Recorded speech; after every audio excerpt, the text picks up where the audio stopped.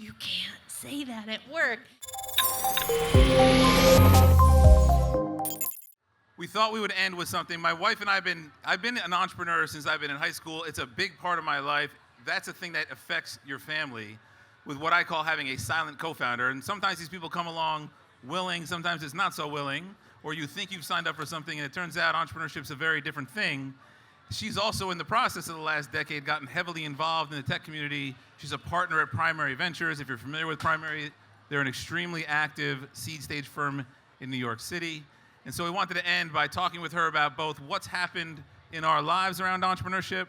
Can we move these up closer? Would you mind? Can you move these all the way up? How entrepreneurship's affected our lives, and also what she looks for what Primary looks for, what they invest in. And she comes from an HR background, so she deals a lot with people, and also some of the crazy things that happen with people, like when you call random people out on stage and they get uncomfortable, like maybe that's not the best move. So we're going to talk about she's nodding her head over there. We're going to talk about what goes wrong at work. So please give me a big round of applause for Rebecca Price, my better half.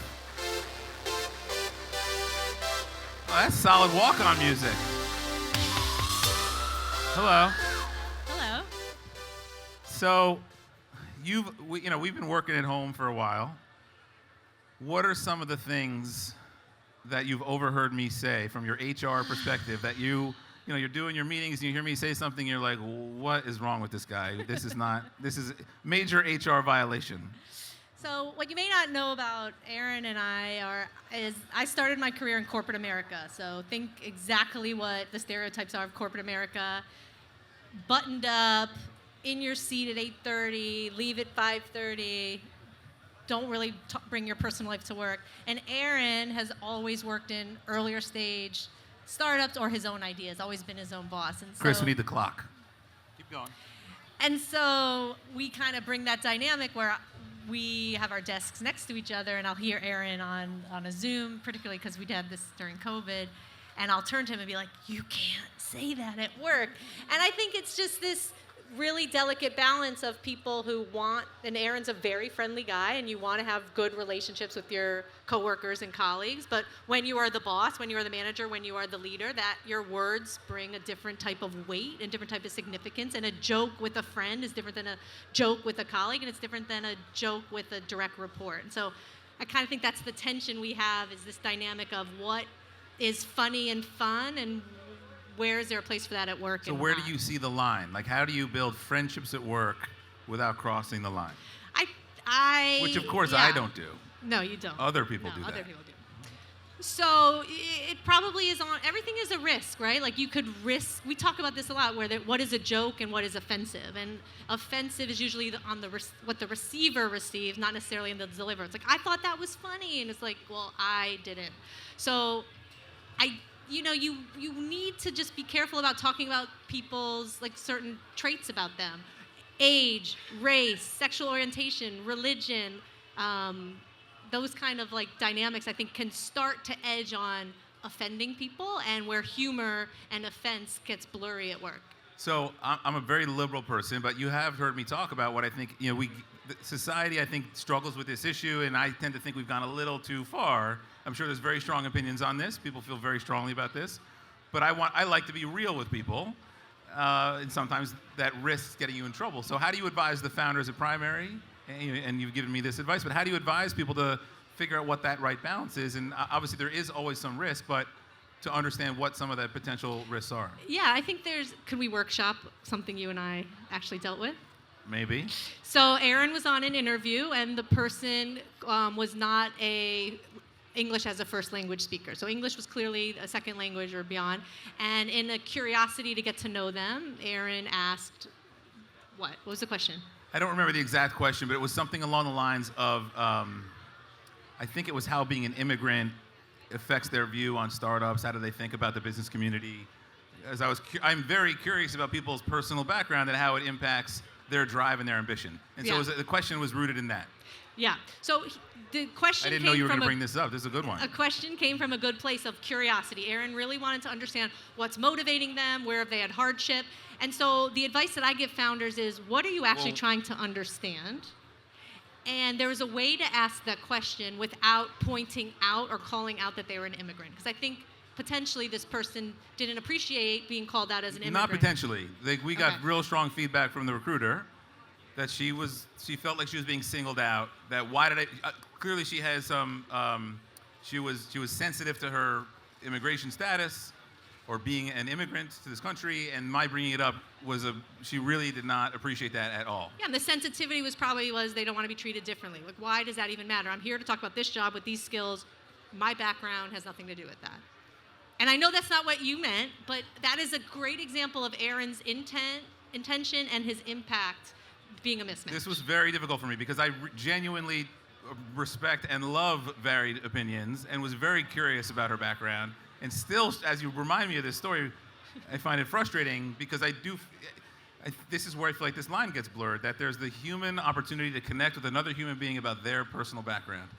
And I'm not saying this particular person, but sometimes people bring such a heightened, I'm Jewish. I'm sure some of you are Jewish. You may have grown up with people who, you go to a restaurant, the waiter's a little rude, and they're like, anti-Semite, and that's not my point of view. I just think somebody might be having a bad day. Like, I don't see the world through that lens. And I feel like some people see the world through that lens, and I totally respect where this woman was coming from.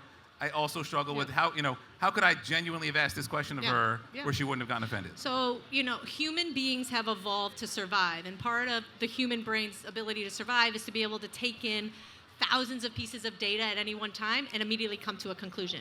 So our constructs today are based on our life experiences.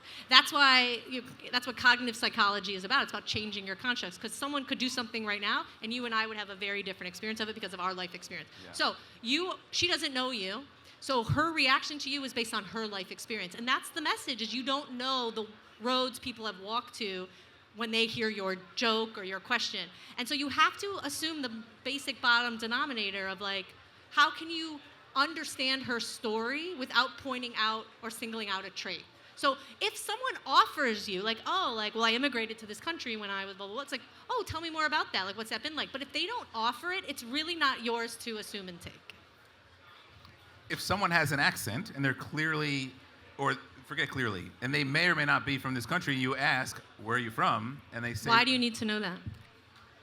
What job are you assessing them for? So what you're talking about is, I'm trying to find something unique about the person to have a conversation. So the way someone may have an accent may be a thing to see, okay, let's learn about this person. What about say, tell me something unique about you that I may not know? What if they want to say, oh, I play the violin? Like, why does it have to be their language? Yeah. Because you're trying to connect. They get to pick the trait that they share with you. And I think that's where people come to.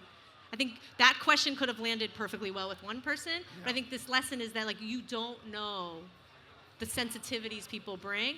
And as the interviewer, you were trying to assess them for a job where her language has nothing to do with it. You were trying to connect personally, but that wasn't something necessarily she really wanted to connect on. I have a newfound appreciation for this topic. I still find it frustrating. I'm happy to talk to any of you about any of your unique views or beliefs. I'm genuinely curious. I would say, it's not just a personal view. Like, if you're not aware of the real legal risk here, it's very real. Our lawyers are here. Like, we've talked a lot about these things. So while we have a fun, sometimes argumentative banter, respectful banter about this topic, you could get yourself in some major legal hot water. So if you're not aware of that. If you are interviewing, you cannot talk about age, race, sexual orientation, gender, religion, disability status. It is not relevant to what you're actually assessing them for. Do not bring it up. You will get in trouble. Do you have any questions for me? I do, actually do.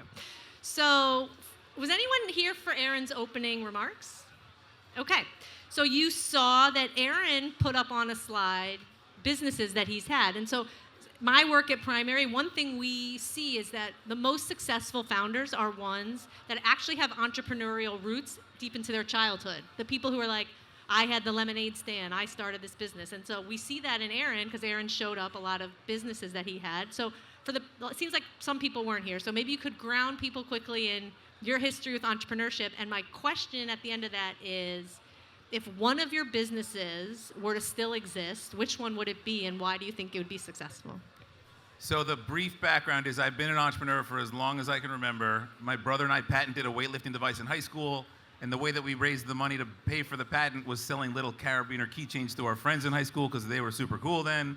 And so we raised a few $1,000s, paid for the patent. The business went nowhere. But I've been a scrappy entrepreneur for forever. My first real tech business was in college called Deliver You, online food ordering for restaurants at a time when most restaurants were saying no one's going to ever want to order food online. It was faxing them in, flip phones. Like most of you are too young to remember that, but some of you I think appreciate where we were. One of these businesses did real well. The others went sideways, and there were others beyond that. So I'll give you. It's a two-part answer. Most of them could have been 9, and 2 of them could have been 10-figure businesses. The issue with Deliver You was 1998. We got poor advice about whether we should or shouldn't raise capital. Didn't have the staying power. A lot of entrepreneurship is just staying alive. And we couldn't figure out how to stay alive long enough, and we did not know anything about raising capital. It's one of the reasons I started the New Jersey Tech Meetup that grew into this, because I needed to be around people like all of you to help us figure out what are we doing right and wrong, because we did a lot wrong. And so the entrepreneurship game is about, as quickly as possible, figuring out what you're doing wrong, because you're doing lots of things wrong, and pivoting to how to get more right. You're not going to always be totally right. We heard that, if you weren't here this morning, I interviewed Mark Laurie, the founder of Diapers.com, Jet.com, sold Jet for $3 billion, Diapers for $500 million. He still has that focus. He's now the CEO of Wonder. They were mobile food trucks for a long time, raised $100 million against mobile food trucks. One day realized that's not the model, sold all the trucks and pivoted. He's $1 billion. He has the staying power. A lot of us don't have that staying power. So I would say the key to it is really the staying power. A few of them could have been that. The actual answer is we were maybe the first online food ordering service, like now Seamless, Grubhub, etc. That was a $1 billion business that I wish that we had knew more, and I knew I had this network and understood more about business building. I think would have been, we wouldn't be here today. Would we be here today? I probably not. Okay. Pivoting a bit. So this is the last session before we break for happy hour. So all of you, I hope you stay for happy hour and you have a real opportunity to network and meet people and really be a catalyst to a potential new relationship, personal or professional. So it's a two-side question. One, what advice do you have for everyone who's about to have an hour? Cool. There's paddle boarders out there sneaking in. They got the best view. Free show. Yeah. What advice do you have for people entering an hour of networking time? And then what mistake do you see people make most often as a missed opportunity at an event like this? The advice, what to do in an hour of networking time? Yeah. Yes. So again, it kind of goes back to what I said this morning. I think the reason, I've been sweating my ass off all day. I haven't eaten since like early this morning, and this has been super energizing because all of you come up to me, or many of you, and tell me how great this experience has been for you. And I think that's because this community has its roots in being a give before you get mentality. And the culture of this event, the silly high fives and me unfortunately not making it work out, but trying to get people to talk to each other, is rooted in the idea that everyone here is pretty friendly and wants to help each other out. And so I think when we get back to networking, if you start talking to someone and you're all like pitching your thing and what can you do for me, it's game over. Start with maybe don't ask them where they're from apparently, but start with learning about what they're doing, think about ways you might be able to help, perhaps think about, I might know a person who can help you and maybe I can introduce you to so-and-so. That's the exponential factor that happens from networking. And I have found, I could trace so many things over and over and over again to things many years, if not a decade ago. Like getting Mark on stage to go. That story started 10 years ago. That's just trying to put good things out into the so-called universe, and they come back tenfold over and over again. And so then give before you take. You give before you get. Ask. Yeah, the G's, the alliteration. But yeah, okay, give great. before you get. Give before you get. And then actually on how to do it. So there's a founder who I really respect, talks about the rule of 20. Everybody's got 20 other things in their life going on that are more important to you, and you are going to be 21 on that list, if not 121. And so to appreciate that people are busy, they're distracted, and if they're a little bit, they may have other things going on. People email me all the time. I reached out to so-and-so, and they never got back to me. Well, did you use a follow-up tool and reach out 75 times like I have over the years? Maybe not 75, but there are many people and sponsors who we stay closely in touch with. I have a tool called followupthen.com. I highly recommend using this. You BCC it reminds you the top of your inbox if the person hasn't responded.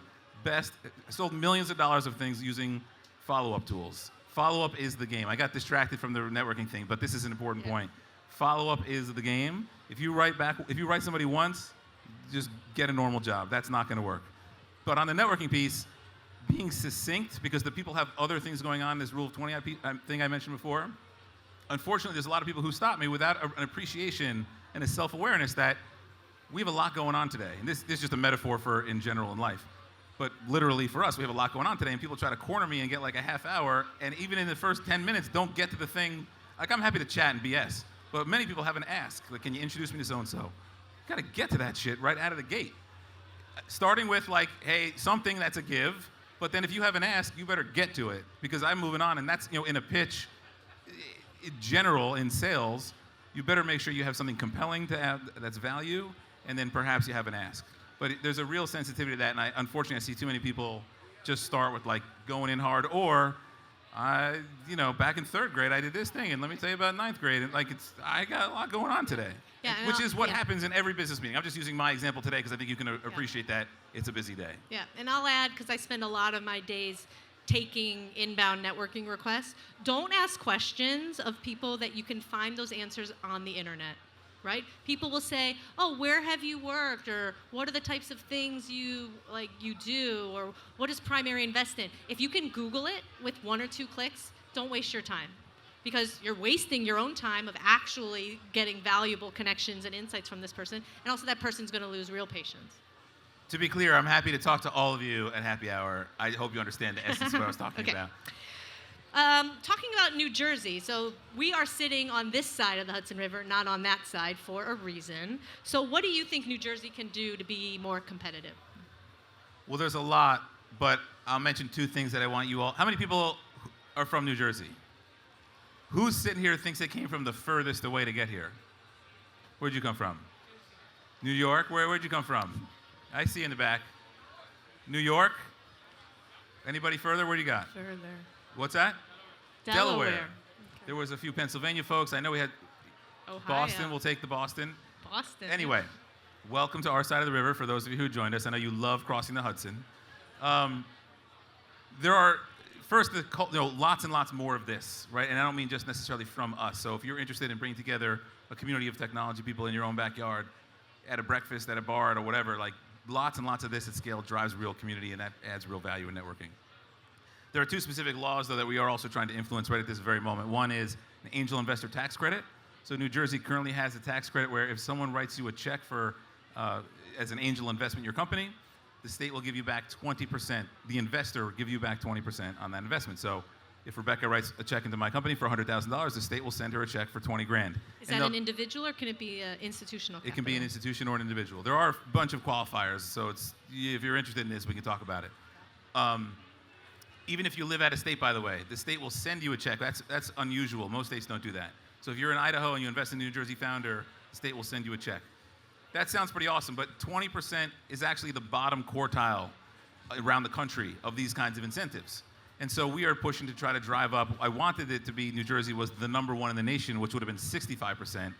There wasn't as much appetite for that, but we do believe we'll get it to 35% plus a 5% bonus for diverse and female-founded businesses.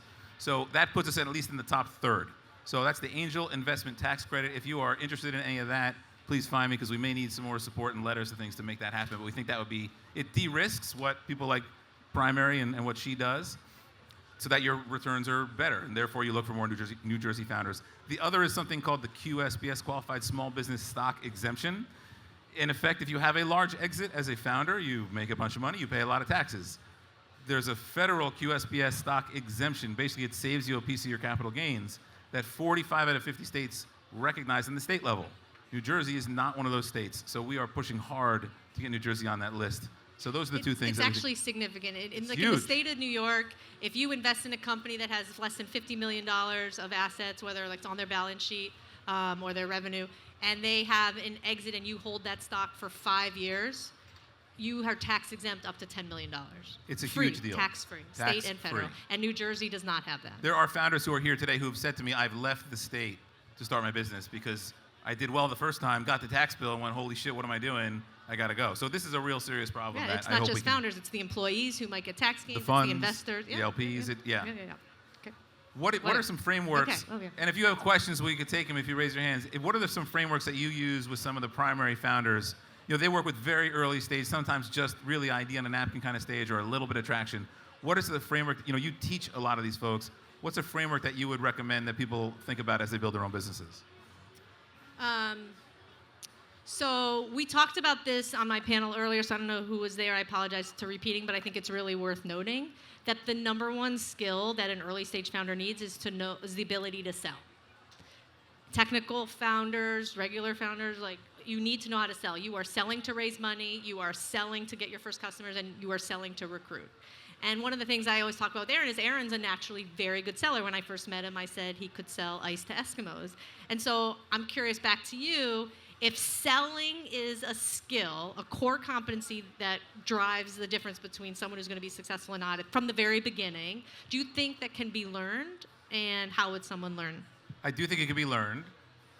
One of the reasons, did anybody see the pitch coach we had on stage today?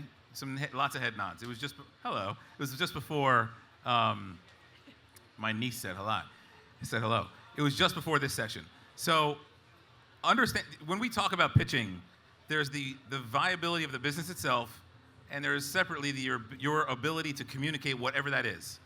And the communication skills we think are very, very, very important and often not discussed as much. So we bring pitch coaching on stage to really lean into what founders can do to better pitch their services. So many founders, we have all these events, lots of pitching. They haven't practiced before they got on stage. Or if they practiced, they didn't record it and watch it back, which is an extremely important thing to do. When I was younger, that was a very difficult thing to do, camcorders. Now you put your phone out, record it, watch it back, and you're gonna go, oh, I didn't realize I said like 3,000 times. I kept rubbing my ear. I rambled for 10 minutes. That self-awareness is critical, but I do think, for me, like that early experience walking into a restaurant as like a 20-year-old trying to sell them on this business, it's very intimidating. It builds up that muscle. So you just kind of got to get in the game and do it over and over and over again and be requesting feedback on what resonates and what doesn't. It brings us back to the networking, because when you are going up and trying to network with someone, you're selling, right? You're selling them that they should spend the next 5 minutes with you. That's so right. Getting to the point, being crisp, being clear of an ask, and that's what being an entrepreneur is about. So if that is the first core skill that will get you off of being zero. Yeah. I think we've got lots of frameworks. Once you have product market fit, once you start hiring a team, like I teach a 10-week course of over 30, 40 hours of content on this, so we could go in a lot of different directions. But I think like that is the first building block, because investors, customers, talent, networking advisors, no one's going to listen to you unless that communication out of the gates is clear. Yeah. What's been some of the more difficult things of entrepreneurship on our marriage? You know, there's a lot of risk that goes into being an entrepreneur, a lot of like leaps of faith. I was actually networking with someone earlier who said, I have this idea, we're starting to see early traction, but I haven't left my day job. And some of the investors we're talking to said, we can't back you until you leave your day job. And she said, when do I leave my day job? And I think when you're in a partnership with someone who's taking that risk, you know, it does put other constraints on a relationship and a family, because it limits other places around risk. And so I think if you are an entrepreneur and you're in a partnership, I think there's this opportunity to talk openly about people's risk tolerance, about timelines and horizon, about what are the sacrifices we're making financially, emotionally, and what are the time boundaries at which we want to revisit these different decisions. Because while being a founder and entrepreneur, it feels like sometimes is within people, like despite themselves, they run towards it. You know, there are other considerations as you try to scale your life alongside of scaling your career. So in that regard, what's something you think we did well in our marriage to own that? And maybe start with what didn't we do so well that maybe we fixed? Yeah, I think early on we'd never had those conversations. It was about like, we never sort of re-upped the agreement around, okay, what are we both agreeing to re-up in this commitment, rather than just being like a blanket, like, I'm doing the corporate America thing and you're doing the startup thing. And then I think it reached a tipping point where we needed to talk about it and kind of agree on like, what are the things that you want and need, and is that okay? And just, there was like, I would give a recommendation to anyone earlier in a relationship with a partner to normalize kind of that both people are getting into the startup business, even if only one of you is doing it every day. The silent co-founder. Yes. Any parting words? You know, everybody hits me up to talk to Primary. How do people get to you in Primary, and what does Primary want to invest in? Yes. So Primary is a pre-seed and seed stage venture firm. We focus on investing in New York City founders. We focus in 5 areas: healthcare, fintech, supply chain, AI infrastructure, and built world. Built world is anything that has a real world component but tech enabled. If you are building in any of those 5 areas, we would love to talk with you. If you are not building any of those 5 areas, happy to coach you, advise you on what it's like to be a founder, how to build a company. We probably won't invest in you because we're very strict on our specialization focus, but we are deeply core, like our deep core specialization is across those 5 lanes. And to be clear, when you say we'd love to talk to you, what's the best way for someone to get connected? So on our Primary website, all our partners are listed. Their core investment theses are listed. If you are in fintech, and Emily Mann is our fintech investor, if you message her with a fintech deck, 100% she will read it and get back to you. Should they just randomly pitch you at events? I'm really not the best person to pitch. I take all our healthcare, HR and ed tech pitches, but we really don't invest there, so I'm just trying to help HR and ed tech move on.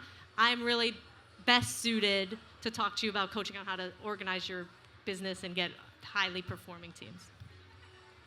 Rebecca, thank you for your unwavering inviting me. support all these many years. Yeah. We have hit many bumps. We've talked about this on stage a few times, and we're in a good place, so it's a lot easier to talk about this now. But this shit is real. So if you have a partner, make sure you are honest with yourself and that partner about what it is you are signing up for, because it is a family affair. And so thank you for being so supportive through our family affair. Everybody, Rebecca Price. Aaron Price. So, there's a few. Thank you. Go ahead. Oh, wait, it's all right. I was doing a selfie, but we'll get it later. So, my daughters are here. This is a shameless family plug. They're selling bracelets over there. There she is, waving. So, we'll go with the claps. Find Penny, buy a bracelet, tips appreciated.